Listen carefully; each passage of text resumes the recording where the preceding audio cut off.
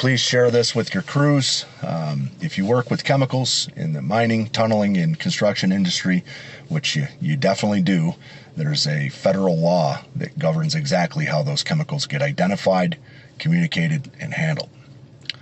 That law is called hazard communication. Most people call it Hazcom. Hazcom is not paperwork for the sake of paperwork. It exists because people were getting hurt and sick and dying from chemical exposures that nobody told them about. Workers were handling things they had no training on, no label to read, no data sheet, nothing to fall back on and look at. So when something went wrong, there was nothing to go to. OSHA fixed that. MSHA fixed that in the mining. And what we're going to cover with this training is the whole system, how it works, what you are legally required to do, what the SDS actually tells you, and how to use the tools available to you in the field. And I'm going to talk a little bit about our stuff. This is not a lecture. This is how you stay compliant and protect our people, and what to do when something goes sideways with a chemical on your job site. So let's get into it. The law behind Hazcom, all right? Hazcom lives in 3 places, depending on where you work. If you are in general industry, which is manufacturing, warehousing, anything that falls under OSHA's general industry umbrella, your standard is 29 CFR 1910-1200. That's the OSHA Hazcom standard. If you're in construction, vertical, horizontal, underground, that standard is 29 CFR 1926.59, and it mirrors the 1910-1200 almost exactly the same. Same requirements, same framework. The construction standard just applies it to your world. If you're in metal and non-metal mining, surface or underground, MSHA owns your Hazcom requirements under 30 CFR Part 47. Same concept, different agency. What all 3 have in common is GHS. The globally harmonized system in 2012, OSHA aligned that standard with the GHS, which is the international framework for classifying and communicating chemical hazards. Every country that adopted GHS uses the same label elements, the same SDS format, the same pictograms. The same reason that matters is simple. If you have a product from another country on your job site, you can still read the label and understand it because the system is completely the same.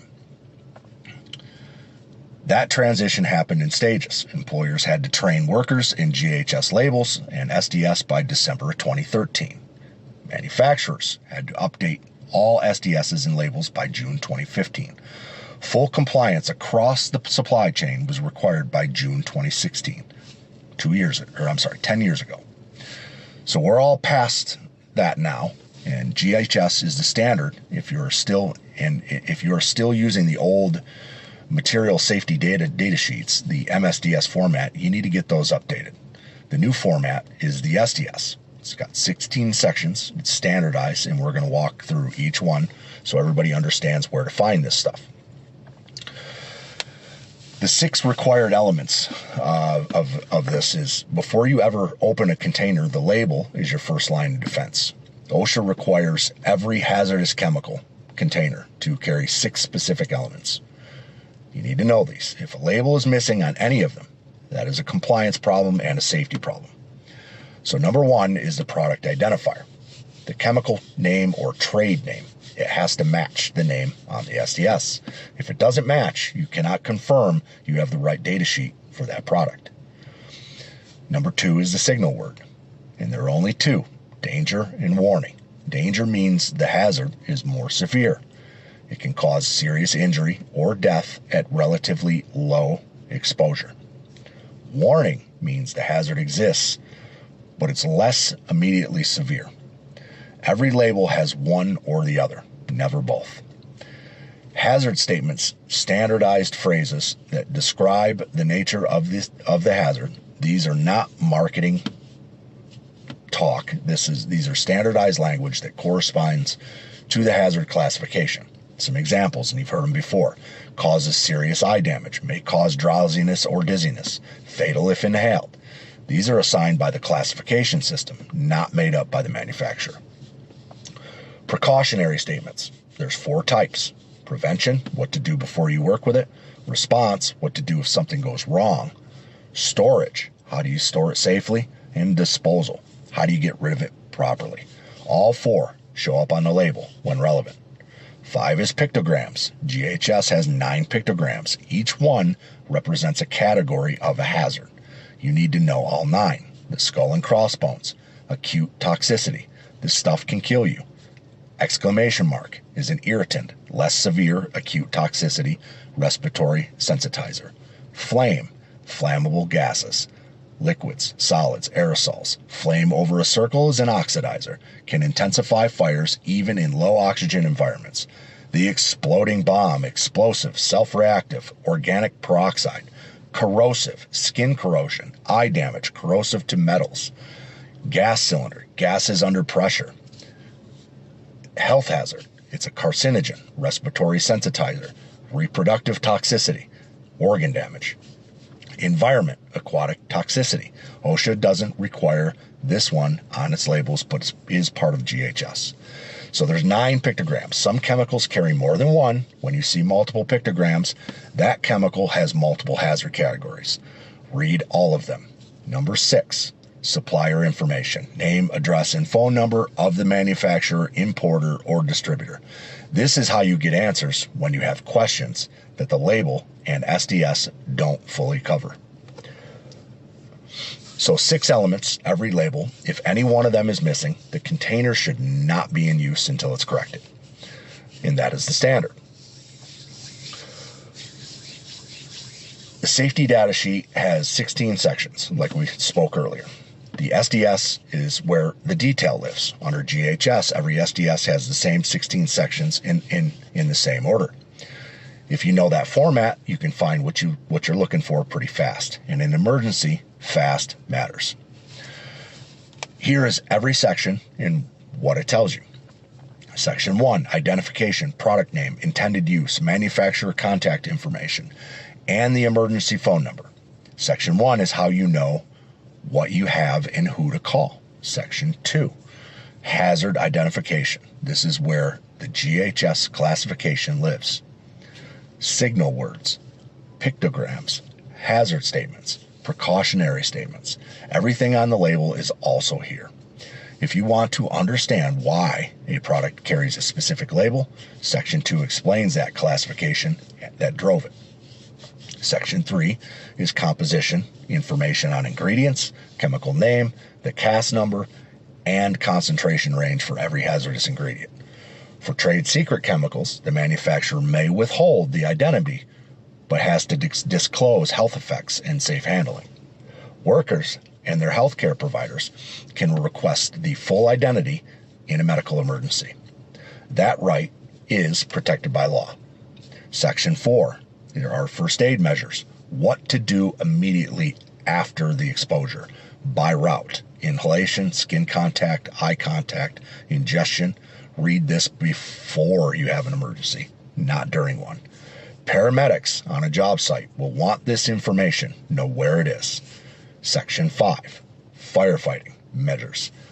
Suitable extinguishing agents, what not to use. Special hazards when the product burns. Some chemicals produce toxic combustion.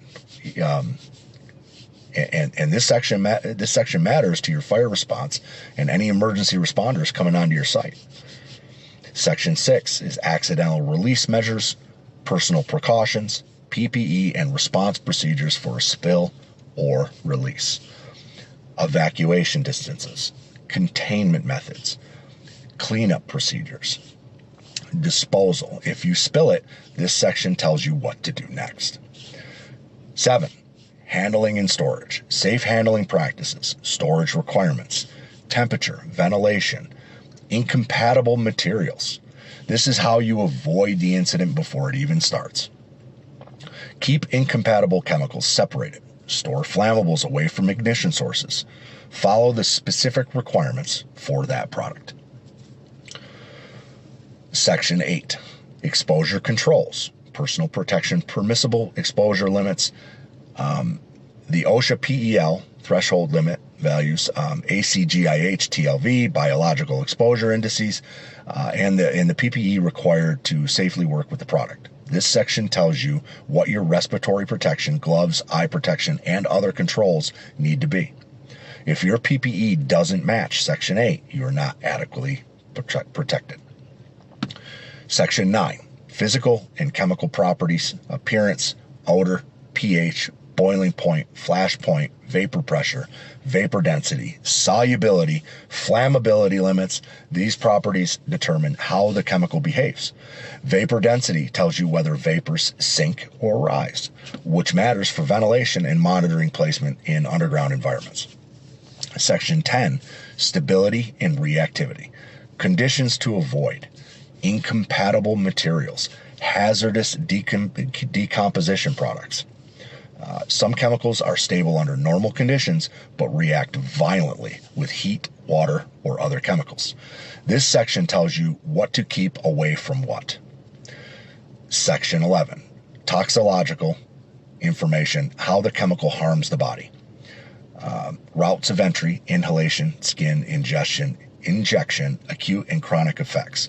Carcinogenicity, reproductive toxicity, organ-specific effects. This section gives you the health picture. It's what a physician needs when treating an exposure. Section 12 is ecological information, environmental impact, aquatic toxicity, persistence and degradability, bioaccumulation. OSHA doesn't enforce this section, but it's required under the GHS and is relevant to a spill response, disposal, and environmental compliance under EPA and state regulations. Section 13 is disposal considerations, how to dispose of the chemical and its containers properly. Federal, state, and local regulations apply. Hazardous waste disposal has its own compliance requirements. This section gives you a starting point. Section 14 is transport information, DOT classification for ground transport, IATA for air, IMDG for sea, the UN number, shipping name, hazard class, packing group. If your product gets moved on a truck or a plane or a ship, this section tells you how it's classified for transport purposes. This ties into DOT placarding and shipping paper requirements. Section 15, regulatory information. OSHA, EPA, CERCLA, SARA, Title III, state regulations. If a chemical has a specific regulatory requirement beyond the SDS itself, they are listed here. SARA, Section 313, reporting, CERCLA, reportable quantities, state right to know laws. This is the compliance reference section. Section 16, other information. Revision date, changes from the previous version, disclaimer from the manufacturer. The revision dates matter. STS documents are supposed to be reviewed and updated when significant new information becomes available. An SDS that hasn't been updated in 10 years may not reflect current health data or regulatory requirements. So there's 16 sections. Every SDS is in the same order every time. Once you know this structure, you can go directly to what you need regardless of who made the product. 3E Online. Your SDS management system, knowing the SDS format is one thing, but having access to the right SDS for every product on your job site is a totally other thing. That's where your SDS management system comes in. For us at Harrison Western and UIT, we use 3E Online. 3E is a chemical management platform. It gives us a centralized, searchable database for every SDS or on every product we use on our projects. Any supervisor, any foreman, any worker with a smartphone can pull up the SDS for a product in the field in real time. So what 3E Online does, it's a centralized SDS library. Every product we use is in the system. You can search it by product name, manufacturer, CAS number. Access from any device, phone, tablet, computer, 24 hours a day. STSs are current The system tracks updates from manufacturers, and the emergency response line 1-800-451-8346 is available 24/7 for chemical emergency support. How to use it in the field. Before you work with any chemical on a Harrison Western or UIT project, the SDS needs to be in 3E. If you receive a new product from a supplier and then the SDS is not in the system, that gets reported to the safety manager, me, immediately. You don't wait. You don't want to use the product until the SDS is accessible. When a worker asks to see the SDS for a product, and under Hazcom, they have that right, and it cannot be conditioned on anything. You pull it up in 3E, right then on the phone. That's how we meet the access requirement. For emergency situations, spill, exposure, inhalation incidents, 3E's emergency response line connects you to chemists and toxicologists around the clock. If you're underground at 2 a.m. in the morning and someone takes an exposure, you can call that line. They know what's in the system and they will walk you through it. So for our people, know your 3E login, know the emergency number, 1-800-451-8346. Have it in your phone before you need it. Workers' rights and employer obligations. Hazcom is a two-sided law. Workers have rights, employers have obligations. Both sides are enforceable. Workers' rights, the right to know. Workers have the right to know about every hazardous chemical they may be exposed to on the job. The right to access. Workers and their designated representatives can request SDS documents at any time. That request cannot be denied, delayed, or conditioned on anything. The right to training, which we're doing now. Workers must be trained before initial assignment to a job involving hazardous chemicals and when new chemicals are introduced. No retaliation. Exercising Hazcom rights is a protected activity under the OSHA Act. The employer obligations, written Hazcom program, it's in our safety manual. You must have it in writing, accessible. It has to address labels, SDS management, and your training program. Chemical inventory, that's 3E. You must maintain a list of every hazardous chemical on the job site. SDS access, an SDS for every chemical on your inventory must be accessible to workers during every shift, no exceptions. Labels must be maintained, containers must be labeled at all times, defaced or missing labels must be replaced immediately. Training, documented before exposure, covering the chemicals in the worker's work area. If OSHA or MSHA walks onto your site and asks you that they want to see your written Hazcom program, your chemical inventory, and an SDS for a product they picked off of your shelf, you produce all three on the spot. That is the standard. That is what compliance looks like. Hazcom is not complicated. When you understand the system, GHS gave us a universal language for chemical hazards. Labels tell you what you're dealing with before you open the container. The SDS gives you 16 sections of detail organized the same way every time. Your SDS management system, 3E Online, in our case, makes that information accessible anywhere on the job, around the clock. The regulation exists because workers got hurt. Your job is to make sure that doesn't happen on your watch.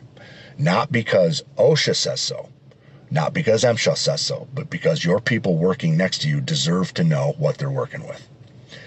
Know your labels, know your SDS, know how to access 3E Online, know the emergency line. And that's it for this training. Stay safe out there. If you have any questions, feel free to let me know. Thanks.